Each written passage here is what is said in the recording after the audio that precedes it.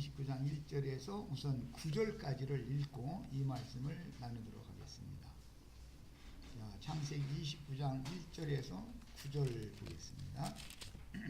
야곱이 길을 떠나 동방 사람의 땅에 이르러 본즉 들에 우물이 있고 그 곁에 양 세 떼가 누워 있으니 이는 목자들이 그 우물에서 양떼에게 물을 먹이니라. 큰 돌로 우물 아구를 덮었다가 모든 양떼가 모이면 그들이 우물 아구에서 돌을 옮기고 그 양떼에게 물을 먹이고는 우물 아기 그 자리에 다시 그 돌을 덮더라. 야곱이 그들에게 이르되 내 형제여 어디서 왔느냐? 그들이 이르되 하란에서 왔노라. 야곱이 그들에게 이르되 너희가 나홀의 손자 라반을 아느냐? 그들이 이르되 아노라. 야곱이 그들에게 이르되 그가 평안하냐? 이르되 평안하니라. 그의 딸 라헬이 지금 양을 몰고 오느니라. 야곱이 이르되 해가 아직 높은즉 가축 모일 때가 아니니 양에게 물을 먹이고 가서 풀을 뜯게 하라. 그들이 이르되 우리가 그리하지 못하겠노라. 띠가 다 모이고 목자들이 우물 아기에서 돌을 옮겨야 우리가 양에게 물을 먹이느니라. 야곱이 그들과 말하는 동안에 라헬이 그의 아버지의 양과 함께 오니 그가 그의 양들을 치고 있었기 때문이더라. 네, 자, 지난 일요일 날 2시간에 걸쳐서 창세기 29장의 그 전체적인 개요를 이제 말씀을 나눴기 때문에 오늘부터는 앞으로 한 다음 주까지는 29장의 그 내면에 들어가서 말씀을 좀 상세하게 나눌 겁니다. 오늘 읽은 이제 말씀에서 성경 모든 말씀들이 그 흐름이 있고 어떤 문단 중에서도 아주 중요한 말하고자 하는 요점이 있는데 오늘 다 같이 우리 지체들은 29장 2절 그 우물이라고 하는 것을 이렇게 동그라미를 쳐놓고 표시를 다 해놓으시기를 바랍니다. 그 우물 본인의 성경에다 표시를 해놓는 거예요. 여기 메모를 하시지 말고 본인의 성경에 표시를 해놓으세요. 그 우물에서 양떼에게 물을 먹입니다. 그 우물이 나왔고 그 다음에 그 우물은 큰 돌로 덮어놨다가 양떼가 다 모이면 목자들이 우물 아기의 큰 돌을 옮겨서 그 우물을 아기를 열고 물을 길어서 자기 떼에게 자기가 맡은 양떼에게 이제 물을 먹이는 말씀이 오늘 나누고자 하는 말씀의 큰 중심이다는 걸 이해를 하시고 말씀을 들어갑니다. 그 우물이라고 하는 이 정관사를 붙여져 있는 우물은 생수의 우물이신 그리스도의 성령의 임재가 있는 교회 모임을 상징하는 표현이고 구약시대에는 예루살렘 성전에 절기를 지키러 이방 땅에 흩어진 모든 하나님의 백성들이라 할지라도 모두가 다 예루살렘에 모여서 7일 동안 잔치를 절기를 지키고 다시 자기 본초로 돌아가는 것이 그들의 이스라엘 사람들의 생활했었어요. 그때 절기 제사 때에는 특히 대제사장이 집회를 주도하기 때문에 대제사장의 휘하에 있는 많은 제사장들이 함께 대제사장의 축사를 받은 절기 떡과 또 절기 고기, 절기 때 제사로 드리는 양이나 염소나 소 등을 잡은 고기, 그 다음에 쓴 나물 등을 제사장들이 모인 무리들에게 다 이렇게 공급을 해주는 것이 이스라엘 사람들의 절기 제사의 특징입니다. 오늘 우리는 비록 적은 무리지만 주의 성령의 임재 앞에 주 이름으로 교회로 지금 모였습니다. 여기 온 것은 생명의 떡이 되는 살진 송아지를 잡은 고기, 또 양, 염소를 잡은 그 고기를 먹고 그 다음에 하나님의 성령의 증거를 통해서 성령을 심령에 받아서 먹고 마시고 누림을, 영적 누림을 갖기 위해서 오늘 이렇게 교회 모임에 오신 거예요. 이런 것을 지금 상징하는 거예요. 그런데 오늘 말씀 시작에 보면은 세 떼의 양무리가 있고 목자들이 있었으며 라헬에게 맡겨진 라반의 양무리가 있어서 네 떼의 양무리가 있고 네 목자들이 지금 기록이 되어 있어요. 그런데 이제 이 내용을 보면 세 떼는 미리 와서 좋은 자리를 다 차지하고 있죠. 라헬의 양은 맨 나중에 오니까 세 떼의 목자들이 꿀리는 것을 꺼려하는 그 자리만 남겨져 있겠죠. 당연히 그 자리에 이제 라헬의 양떼가 모여야 됩니다. 이스라엘 사람들이 절기를 지킬 때는 원거리에서 예루살렘이라고 하는 곳에 다 모여야 되기 때문에 반드시 재물이 좀 있고 여유가 있는 사람들은 미리 가는 거예요. 미리 가서 숙식이 용이하고 조건이 좋은 여관을 미리 잡아놓는 것이죠. 그래가지고 절기가 일주일 동안이기 때문에 그동안에 자기 그 가족들 함께 그 좋은 여건에서 여관을 미리 잡아놓은 그런 곳에서 오늘날 말하면 이제 콘도미니엄 뭐 이제 이런 것이 많이 이제 생각을 하시면 되겠어요. 그래서 평안한 가운데 날마다 성전에 나가서 절기를 지키고 가면은 여관에 돌아와서 편안한 잠자리를 하고 이런 이제 생활을 할 수가 있고, 가난하고 힘든 사람들은 그렇게 하기가 어려우니까 이제 대부분 이제 이스라엘 사람들은 민박을 이렇게 예약을 해서 하는 경우가 있고, 그것도 어려운 경우에는 야영을 합니다. 그 숙식에 굉장히 어려움이 많은 것이죠. 많은 이스라엘 사람들이 한꺼번에 다 천지사방에서 다 모이기 때문에 세상에서 힘을 좀 가진 사람은 좋은 여건에서 절기를 지킬 수 있지만 세상에서 힘이 없는 사람은 그런 조건이 안 되는 것이죠. 먼저 와서 자리를 차지한 사람들 때문에 치여서 좋은 자리를 차지할 수가 없죠. 예수님이 이 세상에 태어났을 때도 같은 그런 배경이 잘 설명이 되고 있어요. 세상 나라라는 건 늘 그렇습니다. 종교적으로 아무리 거룩을 찾고 그다음에 평화 이런 걸 다 외치고 또는 빈부나 종교나 또는 이념이나 어떤 것들의 차이를 다 극복을 하고 하나님의 선하심과 하나님의 의로우심을 우리가 본받고 이루어야 된다라고 강론들은 많이 하지만 실제 신앙생활을 하다 보면은 그게 그렇게 되지가 않죠. 우리 여기 오신 지체들은 좋은 자리 차지할 만한 여건이 되는 분들이 아마 없어서 이런 말씀들은 은혜가 될 거예요. 그러나 조건이 좋은 사람들이 들으면 기분이 좀 나쁘죠. 다 자기가 노력해서 자기가 벌어서 자기 맘대로 쓰는데 무슨 시비가 많냐 이렇게 반기를 들을 수도 있겠죠.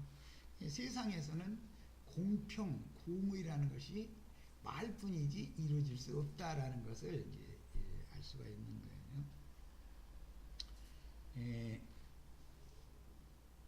오늘 우리들은 속세에서의 모든 생활 여건이 어떤 사람들을 따라가거나 또는 능가할 수 있는 그런 힘과 재능들이 없지만 영은 민감해서 갑절로 영감을 받아서 영혼이 부욕해야 되는 것이 더 중요하다. 이런 것을 잘 생각을 하셔야 되겠어요. 속세에서 그렇다 해서 나는 우리 지체들이 꼭 뭐 가난하게 살아라, 가난이 미덕이다, 난 이런 걸 가르치는 무슨 종교인들의 그런 것을 난 가르치는 건 아니에요. 최선을 다해서 학생들은 공부도 열심히 하고 해서 성인이 되면 좋은 직업을 갖고 해야 되는 건 그건 뭐 당연한 거예요. 내가 가르치지 않아도 그건 당연히 모든 사람이 추구해야 될 바예요. 그거는. 또 어른들도 성실한 손으로 열심히 수고하고 일을 해서 생활 필요한 모든 것들을 부족함이 없이 사는 것은 내가 그렇게 하시오 마시오 하지 않아도 다 본능적으로 그걸 추구를 하니까 내가 그런 걸 가르치지를 않지만 가르칠 필요도 없죠. 그거는. 그러나 사람은 정직한 손으로 성실하게 살면 하나님께서 그 손에 복을 주시는 건 뭐 당연한 거예요. 이 중요한 것은 속세에서 어떤 생활 여건이 갖춰져야 되는 것이 우선이 아니고 더 중요한 것은 나의 심령과 마음의 상태가 하나님과 동행하는 사람이 되느냐, 그것이 더 중요해요. 우선을 거기다 둬야 된다. 그렇게 하면 이 모든 것을 더해 주신다라는 약속이 있으니까 내가 하는 말이에요. 먼저 구할 것을 먼저 구해라 그래요. 나중 구할 것을 구하지 말라라는 말은 없어요. 그건 하나님이 먼저 구할 것을 구하는 사람에게는 더하여 주신다. 이게 하나님의 약속이에요. 그러니까 가난하게 사는 것이 미덕이라든지 그런 말이 아니에요. 그런데 이제 종교인들은 무슨 자기가 굉장히 신령하고 거룩한 체 하는 사람들일수록 그 나처럼 가르치면 그럼 뭘 가르치는 거냐 이게요. 막 이제 이러고 따지는 경우도 참 있죠. 가난하게 산다고 해서 구원받는 게 아닙니다. 가난하게 살수록 오히려 더 심령과 마음이 강팍해지는 사람들이 더 많죠. 하늘이 하나님이 살아계시다면 나에게 이렇게 할 수가 있네 이래가면서 더 강팍해질 수도 있죠. 그러니까 이것은 무슨 종교인들이 생각하는 그런 흑백 논리의 문제가 아니다. 속세에서 살 때에도 최선을 다해서 열심히 정직하게 살아야 되지만 속세에서 뭘 얻는 것에 우선권을 두면은 하나님을 잃기가 쉽고 내 마음 눈이 가려지기 때문에 하늘문이 닫히기 때문에 하나님과 나와의 관계성이 차단될 수가 있다라는 것을 조심해야 된다는 것이에요. 이제 우리는 지금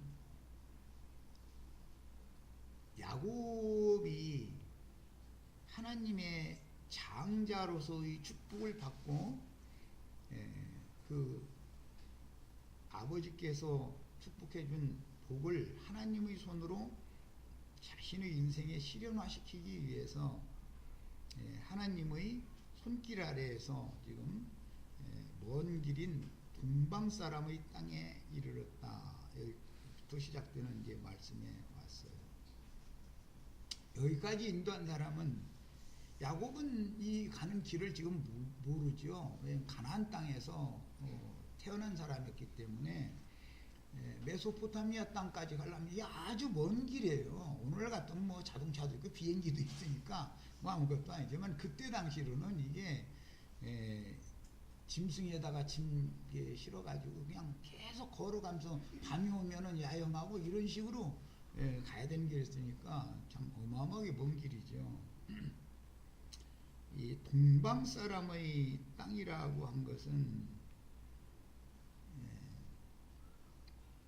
아벨 대신해 주신 셋의 후예들이 노아의 때에 사람의 딸들의 아름다움을 보고 자기가 좋아하는 자로 다 자기의 아내를 삼았기 때문에 하나님께서는 온 땅이 패역하고 폐귀한 상황을 보시고 땅에 사람 지으신 것을 후회하시면서 내가 육체가 되어진 이런 사람들과는 다시는 함께하지 않겠다.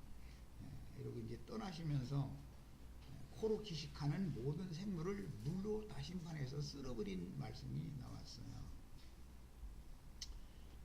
이제 그런 내용도 오늘날 교계가 말하는 무슨 전 세계가 저 북극에서 남극까지 홍수 심판 받았다 그런 말이 아니고 셋의 후예들이 에덴 동산 밖에서 거하고 있던 그 유역에 그런 홍수 심판이 왔다는 거예요. 홍수로 이제 쓸어버릴 때 사실은 하나님의 말씀을 맡은 사람들이었던 하나님의 사람들 즉 셋의 후예들이 가인의 후예들과 이제 그들에게 전도를 해야 되는 사명을 받은 자들인데 그들을 전도를 한다고 해서 전도를 해서 여호와 하나님께 중매를 해야 되는 입장인데 다 전도를 해서 사람을 얻으면 자기 사람을 만들었다 그런 말이죠. 그것이 하나님께는 마땅치 않았던 거예요. 노아의 때 홍수가 왔다라는 것은 전도를 안 해서 홍수가 온 것이 아니라 전도는 참 잘했는데 전도를 다 해가지고 자기 아내를 삼았다는 거예요. 셋의 후예들 말씀을 맡은 자들이 이제 하나님의 사람들이 말씀을 맡은 자들인데 그들이 사람의 딸들의 아름다움을 보고 자기가 좋아하는 모든 자로 자기 아내를 삼았다. 이 말은 사람들에게 나가서 말씀을 맡은 자들이 전도를 해서 세상에 힘이 있고 세상에 어떤 구원이가 있고 한 사람들을 다 자꾸 자기 예배당으로 불러 모아서 자기 몸을 세웠다 그 말이죠. 그렇게 할 때는 하나님의 뜻이 땅에 이루어질 수가 없죠. 그렇게 되면 이제 사람들이 서로 경쟁적으로 자기 교회를 대형화시키고 자기 이름을 드높이고 하는 일에만 관심을 갖지 하나님의 영광이 드러나고 하나님의 이름이 선전되어지고 이렇게 하는 것에는 다 가려진다는 것이죠. 이게 노아의 때나 오늘날의 현상이나 사실은 다를 바가 없습니다. 모든 정황을 살펴보자면 그런 상황에서 홍수로 코로 기식하는 모든 생물들을 쓸어버릴 때 노아와 그 가족을 방주를 통해서 구원을 하셨고 방주를 통해서 구원을 받은 노아 자손들이 정착했던 것이 동방 사람의 땅이라고 한 메소포타미아 지역이에요. 우리 형제 자매님들은 옛날 뭐 이제 초등학교 교과서에 나오나 중중학교 교과서에 나왔나? 아마 초등학교 때 그런 걸 배웠을 것 같은데 세계 4대 문명의 발상지 이런 거 배우셨죠? 첫째는 요 메소포타미아 지역이란 말이에요. 유프라테스강, 티그리스강 강변. 첫 번째 인류 문명의 발상지였어요. 그 다음에는 동방으로 사람들이 자꾸 거기에서 옮겼기 때문에 이제 인더스 문명, 이제 겐지스 강변에 있는 인더스 문명이 그 두 번째고, 그 다음에 또 동방으로 가니까 황하 문명, 중국. 이제 그 무렵에 우리 한반도도 이제 문화권에 문명권에 이제 들어오게 되죠.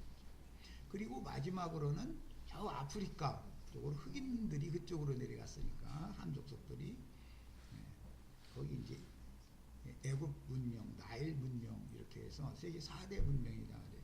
그런데 이 첫 번째 문명의 발상지가 야곱이 길을 떠나 동방 사람의 땅에 이르러 이곳을 말한다 그 말이에요. 자, 이곳 사람들은 제일 유명한 잘 아시는 사람들이 욥이라는 사람이 있죠. 동방 사람 중에 아주 현자 있었다 이렇게 하고 욥과 그 친구들이 전부 이 동방 사람들이다. 그 다음에 이 유브라데스강 강변의 부돌이라고 하는 성읍에서 출생한 부올의 아들 발람이라는 사람 성경에 많이 나오죠. 이 사람이 이게 동방 사람이다. 야, 그러니까 이 동방 사람들은 모두가 다 하나님을 섬기는 사람들이다. 하나님을 모르는 사람들이 아니에요. 하나님을 섬기는 셋, 노아, 셈으로 흘러가는 그 후예들이다 그 말이에요. 문제는 이 사람들은 이제 그러니까 라반도 하나님을 섬기겠어요, 안 섬기겠어요? 하나님을 섬기는 사람들, 여호와를 아는 사람들이에요. 라반도 라헬의 아버지 라반도 여호와를 아는 사람이에요. 문제는 거듭난 새 사람으로 섬기는 게 아니라 그냥 천연적인 사람으로서 하나님을 섬기는 사람들을 상징할 때는 동방 사람들이다 이렇게 말해요. 동방 사람들은 특징이 뭐냐면 자칭 의인들이다. 다 하나님에 대해서 너무 많이 아는 사람들이에요. 몰라서 망하는 게 아니에요. 너무 많이 알아도 문제예요. 왜냐하면 크게 오해해서 알 수가 있으니까. 이 지금 동방 사람의 땅이라고 그랬는데 여기는 천연적인 타고날 때로부터 조상 대대로 이제 이런 걸 이제 이런 것을 오늘날 기성교계에서는 나는 모태신앙이다 이렇게 표현하죠. 그냥 우리 어머니 뱃속에 있을 때부터 어머니가 예배당에 다님으로 인해서 나도 자동적으로 예배당에 다니게 됐다 이제 그 말이에요 지금. 그런데 문제는 예배당에 다닌 것은 참 잘했는데 문제는 그가 진리의 말씀이 깨달아져 가지고 복음이 믿어져서 거듭났느냐가 중요하죠. 그래서 새 사람으로서 섬겨야 되는데 자연인으로서 엄마 따라서 그냥 왔다리 갔다리 하던 게 습관으로 그냥 예배당에만 다니면 그것이 구원일 수는 없죠. 이게 이런 문제가 이제 여기에서 그 라반 집에 지금 이게 아브라함의 친척이잖아요. 아브라함의 아버지 데라가 아브라함만 낳은 게 아니라 나홀도 낳았죠. 나홀의 아들이 부두엘이고 부두엘의 아들이 라반이단 말이에요. 이 사람들은 전부 대대로 하나님을 섬기는 사람들인데 그 본토 친척 아비집을 떠난 적이 없이 그곳에서 하나님을 섬기는 사람들이니까 천연적으로 하나님을 섬기는 사람들이다 그 말이란 말이죠. 이런 기본 바탕을 가지고 말씀을 들어갑니다. 오늘 시작 말씀에서는 네 떼의 양무리와 두 부류의 목자들이 계시가 되었는데 목마르고 배고픈 세 떼의 양무리들은 게으르고 악한 목자들이 치고 있었고 연약한 여자인 라헬이 치다가 나중에 이제 야곱을 만났기 때문에 야곱에게 그 양이 인계되죠. 그런 라반의 소유 양들이 있어요. 그러니까 결과적으로 이제 네 떼의 양무리인데 이것은 신학적인 표현으로 말하자면 온 땅 사방에 나가서 전도를 해서 사람들을 얻어서 주님의 교회를 세우니까 땅의 사방 백성들을 상징한다는 걸 알 수 있는 거예요. 이 네 떼의 양무리는 온 땅 천지 사방에 있는 하나님의 백성들 전체를 상징하는 암시가 여기 있다 그 말이에요. 그 다음에 특별한 양떼가 있는데 연약한 여자인 라헬에게 맡겨진 라반 소유의 양무리가 있습니다. 라반은 분명히 창세기 31장 1절 보면 아들들이 있어요. 물론 레아와 라헬보다 나이가 어린 아들들일 수는 있죠. 라헬의 동생들일 수는 있어요. 그러나 지금 40세가 된 야곱과 혼인할 수 있는 혼기에 이른 라헬의 동생이라면 다 성인들이 됐을 것이다.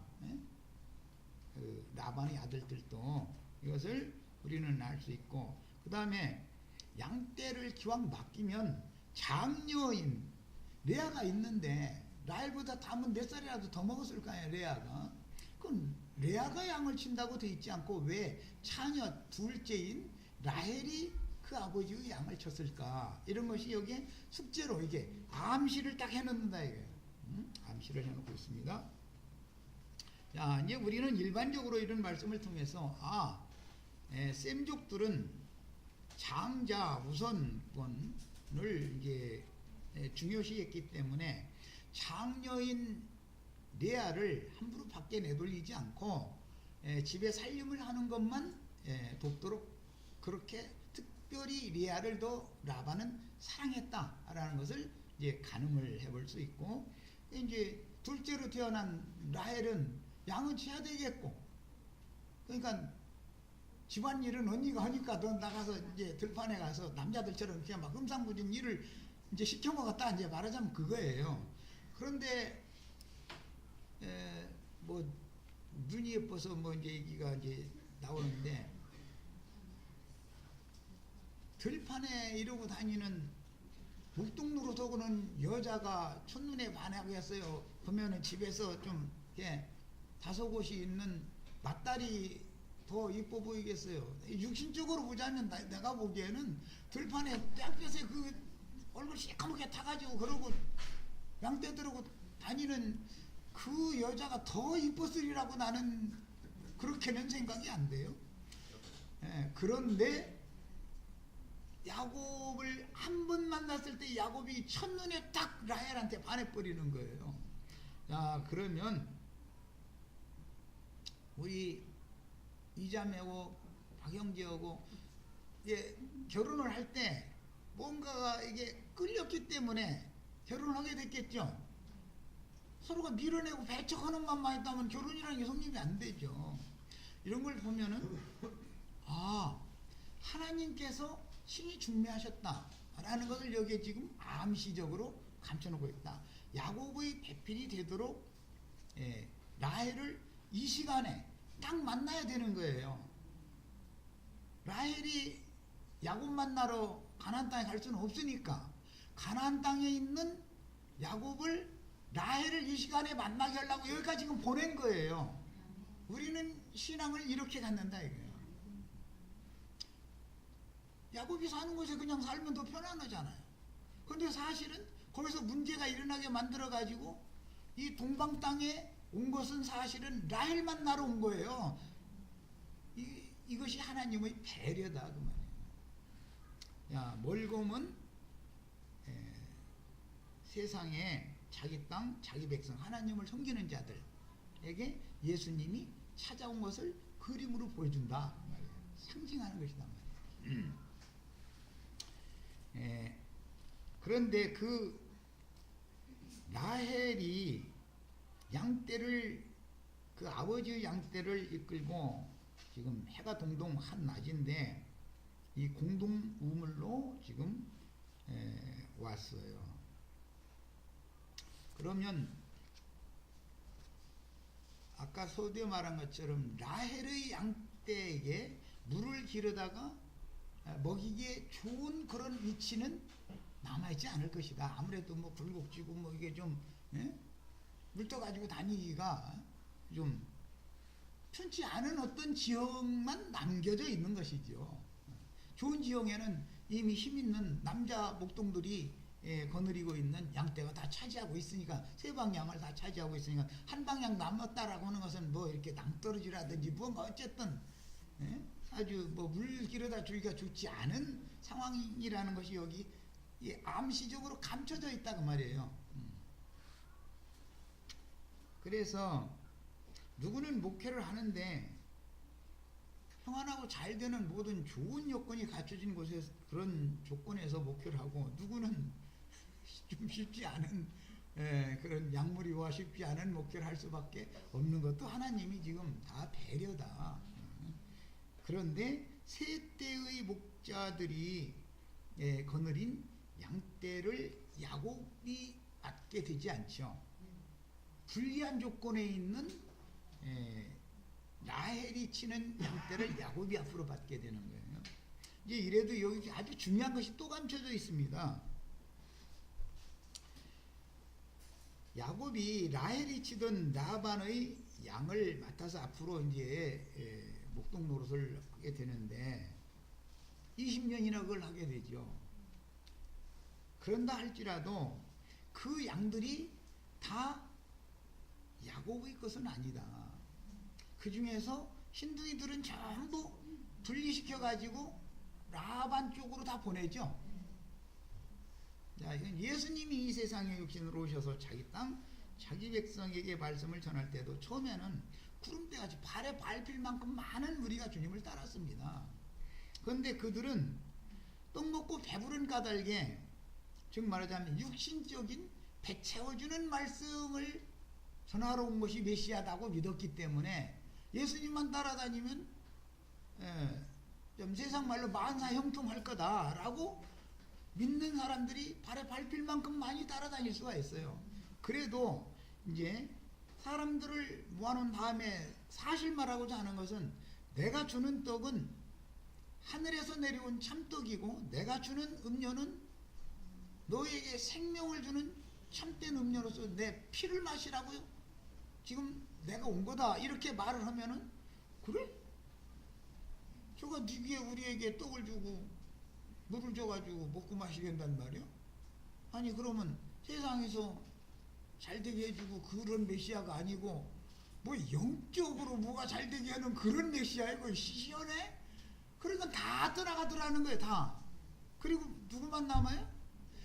12제자만 남아요. 그러니까 예수님이 이제 얼마나 힘이 빠지면 그렇게 해서 너희도 가려느냐 이렇게 시작한 말씀이 생각되죠. 그런데 아버지께서 예수님께 준 양떼는 검거나 어룽진 양떼들이다 이거예요. 그들은 실한 양들이다 그랬어요. 그들은 남는다는 거예요. 그러니까 구름대같이 많은 사람들이 몰려다녀도 실제로 야곱의 소유가 되어지는 양은 많지가 않다. 또 끝까지 남는 자가 누군지는 아무도 모른다 그러죠. 하나님께서 예수님을 따르는 양이라 할지라도 아버지께서 나에게 주시지 않은 양은 절대로 나를 따라올 수 없다 그래요. 하나님이 모든 주권이 하나님에게 달렸다라는 것을 우리는 믿어야 된다고 말이에요. 목표라는 건 이게 제일 기본인 거예요. 이런 진리를 아는 것이.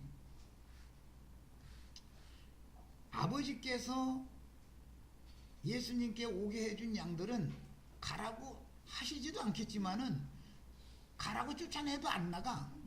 죽어라고 안 나가 이건. 세상에서 잉태를 했어도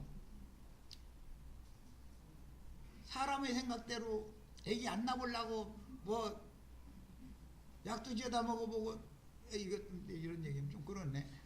상대적으로 그런 범죄를 저질 수가 있어요. 사람이 아무 생각 없이 하나님을 모를 때는 이제 그냥 사람의 생각대로 어떤 짓을 막 할 수가 있죠. 그건 참 이제 사실은 살인의 의도를 이제 갖고 있는 건데 그래도 안 떨어지려면 악착같이 달라붙어 있어. 안 떨어지려면 절대 안 떨어져. 더 달라붙어 버려. 결국은 태어나게 돼 있어요. 이런 것을 다 보면은 하나님이 어떠한 양을 어떠한 목자에게 붙여놓으시고 예수님이 가시는 그곳까지 끝까지 따라가는 자들이 반드시 있게 돼 있다. 반드시. 그래서 이제 야곱 집에서 라반 집에서 야곱이 나올 때는 검둥이와 아롱진 것들만 2떼 얻어가지고 나오죠. 거기 신둥이는 섞여 있지가 않아요. 전부 검둥이 아니면 아롱진 것들만 있는 것이죠. 그것을 2떼를 데리고 나오게 돼요. 자, 그것만 하나님이 야곱에게 준 것이지 지금 이 라헬이 치던 양을 대신 맡아서 쳐준다고 해가지고 다 야곱이 것이 되는 것은 아니다. 결국은 라반의 것은 라반에게로 다 떠나가게 돼 있는 거다. 이 교회 생활이라는 건 참 비밀스럽습니다. 그래서 이 성경의 진리를 바르게 알면 목회를 함부로 할 수 있는 게 아니죠. 목회라는 것이 함부로 그냥 생각나는 대로 기분 내키는 대로 어떤 말씀 막 전하고 뭐 얘기 되도록 안 하려고 그랬는데 어제 어떤 강론을 이제 이렇게 잠깐 들어봤더니 요한복음 4장 이게 이제 이 정오에 우물가에 나온 여자 역에 이제 같은 얘기예요. 사실은 그 사마리아 여자를 만나서 예수님과 대화를 나누는 얘기를 딱 인용을 해가지고 구원은 유대인에게서 나오는 것인데 그게 원문대로 복수입니다. 그 말은 맞습니다. 문자대로 이제 복수의 유대인들에게서 나는 것이다 이렇게 돼 있어요. 그 말을 일곱째 날에 이른 자들에게서 구원이 나온다 이렇게 설명을 그렇게 했어요. 유대인적인 실존적인 삶을 사는 자들에게서 구원이 나오는 거다 이렇게 해놨어요. 어쩐지 그 전글에서도 내가 보니까 다 전능자가 되고 구원자들이 된다 이제 그랬더니 그 사상이 아주 그냥 뿌리 깊은 거예요. 보니까 그건 이상하게 하나님이 놀라운 거는 지나치게 신령하고 똑똑한 체 하는 사람의 눈을 요 부분에서 요렇게 살짝 가려놓는구나. 이게 내가 너무 놀라워요. 그 말은 유대인들은 아는 것을 예비하고 너희는 알지 못하는 것을 예비한다. 그 말 속에 비밀이 있는데 그 뜻을 모르고 있더만. 그것도 더 신기한 일이야. 야, 유대인들이 알고 있는 거는 뭐냐면 유대인들은 늘 성경을 가르침 받기 때문에 사마리아 사람들 같지 않고 사마리아 사람들은 다신주의 신앙인 거예요. 이신도 좋고 도신도 좋고 잘 살게만 해준다면 그냥 다 이제 받아들이는 이제 그런 신앙이고 유대인들은 유일신을 믿는 거예요. 이게 다른 거예요. 유대인들이 아는 것을 예비한다. 유일신에게 예비한다 그 말이에요. 중요한 것은 사마리아 사람들은 알지도 못하는 신에게 예배한다. 알지도 못하는 것을 예배한다. 그 말은 다신주의다 이제 이 말이고. 그런데 유대인들이 알고 있는 그것에게 예배를 한다라는 것은 유대인들이 알고 있는 그것이 바로 나다. 예수님이 지금 사마리아 여자에 그 얘기를 하는 중인 거예요. 너가 얘기하고 있는 내가 바로 그니라 그 얘기 하느라고 그 얘기가 나온 거예요.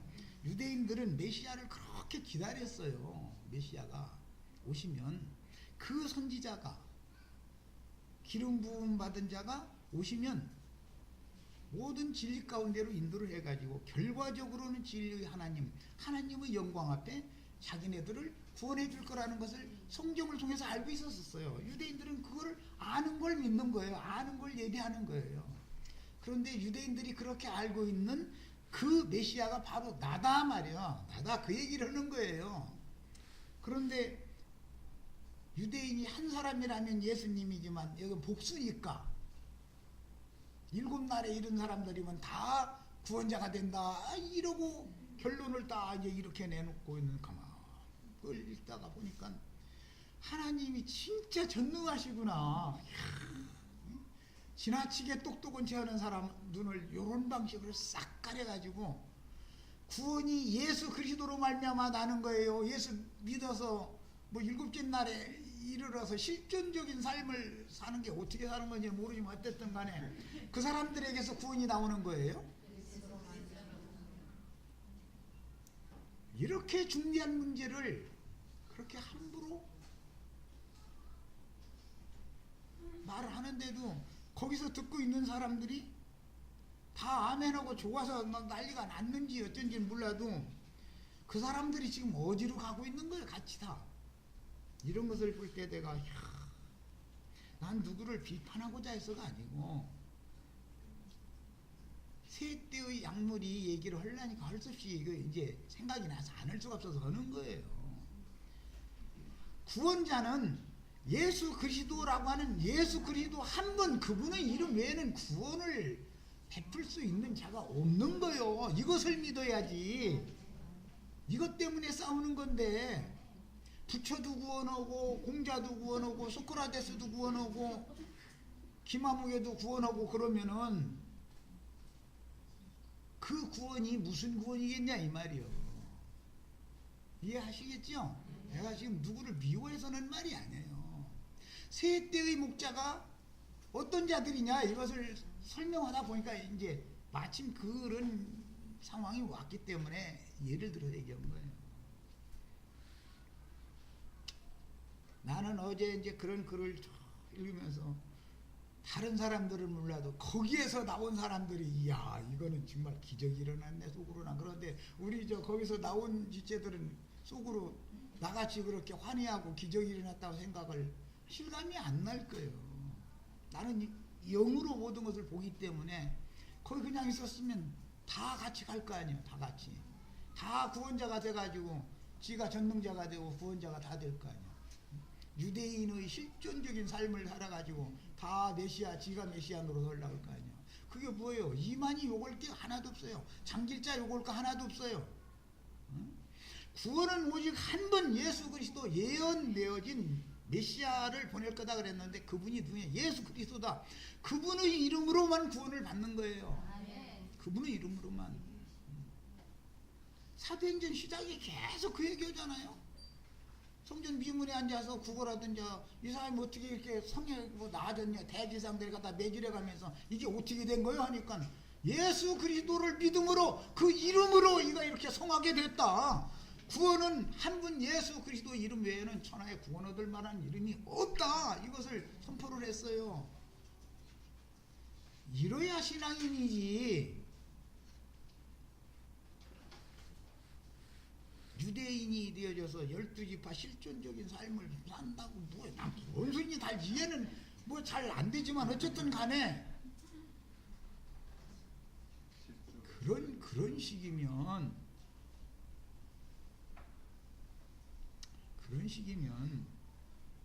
듣는 사람들이 이건 아니지 않냐. 어떻게 천하의 구원자가 예수 그리스도 외에 또 있을 수가 있냐. 이건 말이 아니지 않냐. 말이 안 되지 않냐. 이러고 누구 한 사람이라도 그만하라고 손들고 그만해. 그 말도 같지 않은 소리 딱 이래야 되는데 거기서 막 이러고 앉았으면 그 뭐냐 이거예요 지금. 세 때의 목자들에게 맡겨진 양무리가 사실은 때는 뭐 많도 않지만은 만헐 값이라도 이것은 너무나 불쌍한 양들이다 이 말이에요. 이게 얼마나 가련하고 불쌍한 양들이겠습니까? 야곱의 것이 되어져야 되는 거예요. 야곱의 것이. 하나님의 뜻은 여기에 있는 거예요.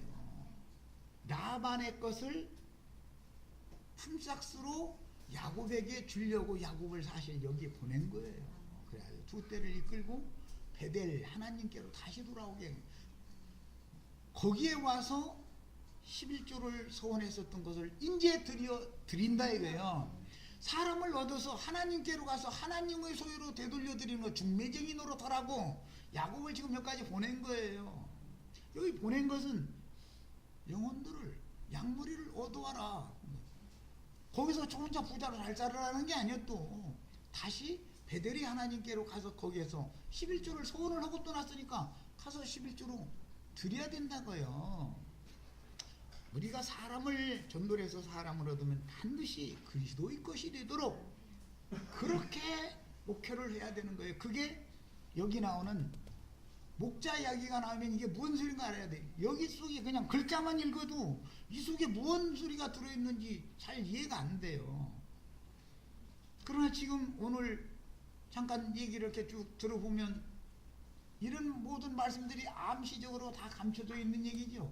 그래서 성경인 거예요. 그래서 시간이 됐으면 여기까지 하고 일단 마치겠습니다.